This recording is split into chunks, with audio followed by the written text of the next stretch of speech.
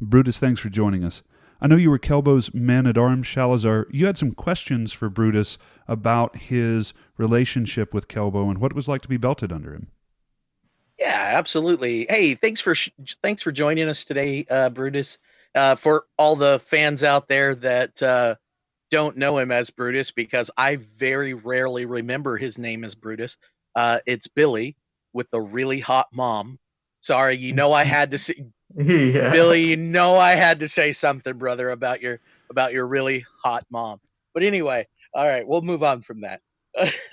She that was she's a that was one of the vampire, things. dude. Is it? No shit, Is right? it so? I She don't know, looks like she's our age, man. She's really young. Billy. I don't know you all that well. Is it like a? Is it Billy and his really hot mom like a Tribe Called Quest? You have to say the whole thing. Right, right, right. You have to when it comes to Shalazar. Yeah, It's I, kind Okay, of so it's a so reading quick, in itself. yeah, I like the so answer. quick story. So quick story. We it, Kelbo and I actually went to visit his park. I had never met Billy, but I had heard a lot about Billy because he was belted to Kelbo, who Kelbo was under me, obviously. So we went to his park while I was visiting, and I got to meet Billy. Well, while we were there, Billy's mom showed up at the park. And of course, I made a couple of comments because I'm Shalazar, and Billy told me no. Well, that was a bad move on Billy's part. Very much. And so later we went to Billy's house to hang out. And there were I forget exactly how the conversation went, but Billy told me that I would never figure out who his mom was on Facebook. Within 5 minutes, I had Also figured out bad. who his mother was on Facebook. And from there on, I started talking to his mom about it, and her and I started laughing about it, about picking on Billy and me commenting on how beautiful she was. And so every time his mom, because his mom is a really attractive young lady. I mean, she really is an attractive young lady. And so she would post things on Facebook about certain things, and she would post really uh, nice pictures of herself. And then, of course, I would just respond to them with Billy and dot dot dot. And he was like, "I hate you, Shalazar. I hate you." I'll And, never play the game. I'll never play the game of escalation with them yeah, ever. so yeah, because it all started with a game of escalation, and I was trying to teach him a lesson. And once he finally said, "I'll never play the game of escalation again," that's when I stopped. I left it. I left his mom out of all the stuff until now because it had to be said Yeah. because we're on a podcast. But anyway, so we kind of got in the weeds there. Sorry, listeners. But anyway, we'll move on. So the first question I'd like to ask you, Billy, about Kelbo is when you were belted to him, you became his man at arms once I elevated him to squire and things like that. Um, how did Kelbo influence your career in Amtgard? Um, I was more I was more of a, you know, take it as it came. Every idea that popped in my head right away, I tried to have come true without really looking into the fine print of things. And he was a real big look into the fine print of things kind of person. So he would kind of dial me back a little bit from all these crazy ideas I would have. And his influence for me was to try and read up on it, um, study it, see what I need in order to achieve it so I can achieve it the first time instead of crashing and burning about 5 times. I can do it in one go instead of, say, 7 goes. Um, he was really big on trying to help me figure out that I'm not crushing your dreams or saying that they're foolhardy. I'm just telling you this is how we can make it go in one shot instead of several. Yeah, yeah, no, that's absolutely important. Yeah, because that's what a lot of I guess that's where he and I differed. Um, but still in the same guise is that he would definitely try to steer you in the right direction, because it was all about, hey man, I've been here, I've done this, I've seen this in action, I know what the issues are going to be with what you're trying to do, so let me help you avoid those hurdles so that you don't stop and then have to start all over again. So Yep. where And he I'm would just definitely like, tell you're me doing it wrong, you're gonna fuck up, and this is why you're gonna fuck up. he would definitely tell And me if there was a dumb idea. yeah, he was pretty good about that. I mean, he was a smart dude. He's absolutely a smart dude. I'm sure I've said it 100 times on this podcast already, but yeah, he was a smart dude. Yeah, I But mean, yeah, cut to go the ahead, sorry. chase. Cut to the chase. It's helping people understand how to think through a problem, not what to think, right? Because Absolutely. teaching them how is so much more valuable. And Kelbo did the same thing for me. Many conversations over Facebook Messenger late at night where I was trying to work through a problem, and he was helping me understand where some of my shortcomings were and work through them without just telling me, no, do it this way, because I haven't actually learned anything doing it that way, right? I could make the same mistakes again. So I'm totally with you there, Billy. He Yeah, did that for a lot of people. absolutely. So what was the best thing you ever learned from Kelbo? What was your defining moment that that he taught you? It was probably during my reign as king. He, the best thing he ever taught me was separation. Um, how to separate things between family, between work, and between a game. He, because I was responding to every single message that somebody would send me about a game, and it would keep me up late. It was starting to affect work, family, health. He, I'd like to pause you for 1 second. Keep your train of thought. yep, But Lucas, Sir, or I'm sorry, King Cabbage, please listen to this part of the podcast, please.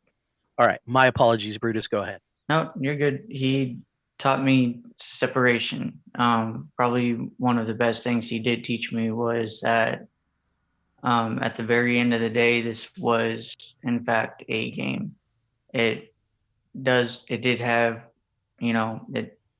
all these different benefits stretching far and wide throughout the country and different parts of the continent, different continents. And but at the end of the day, it was a game. If you needed a break, even a king deserves a break. Go Yeah, and have dinner with your family, go out to eat. um, the messages can wait, because yeah, it breed a lot of anxiety. And he was great. He was great at yeah, that too. He was great at compartmentalizing yeah, things, and I think that's what he said. That's what he everyone, always said. Compartmentalize. yeah, absolutely. And this is something that everyone now I don't want to say that it was a joke what I said about King Cabbage, because it wasn't. It's something that I really worry about with him, and I care because I care about him. I care about his well being because I consider him a friend, and this is something that everyone, anyone, and still is in office. You're something that Sir Sparhawk actually told me when I first stepped into our to my first role as king of or sorry prince of the Principality of Winter's Edge. He made a comment when I was running my first event. I personally flew Sparhawk up to the event, and which also drew Sir Leaf and Sir Michael Hammer of God to our first event, and they ran a little mini SKBC. But at the beginning of the event, he made a comment that has always stuck with me, and he said, the event's starting. No matter what happens, it's already done. There's nothing you can do now to prevent anything bad from happening. So just have fun and just do it, and know that you've done your best. And that's something that's always stuck with me. And I've taken that to the step of, when you're in office, the same thing is true.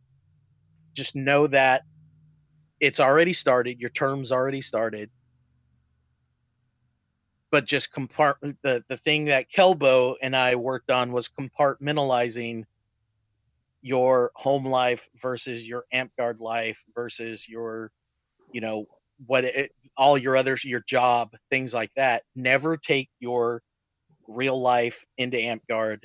Never take your Amtgard into your real life, because once you start doing that, then it gets really hard. It gets really hard. And it affects all of them. Yeah, it absolutely does. It can affect your job. It can, I mean, there's plenty of people. There's plenty of people that, like, for instance, Sir Gillen. Sir Gillen married someone that he met in Amtgard. And that's fantastic. There's other people. There's people all across Amtgard that are married to people they met in Amtgard. Hell, I've dated a couple that have been in Amtgard, and let's face it, my baby mama I met because of people in Amtgard. There's all kinds of people that have met people because of Amtgard. But you met my mom through Amtgard. That's right. I met Billy's really hot mom, and Mom, if you're listening to this, I love you. You're the bestest. You got such a great sense of humor for allowing me to tease Billy this whole time about you being so fucking hot.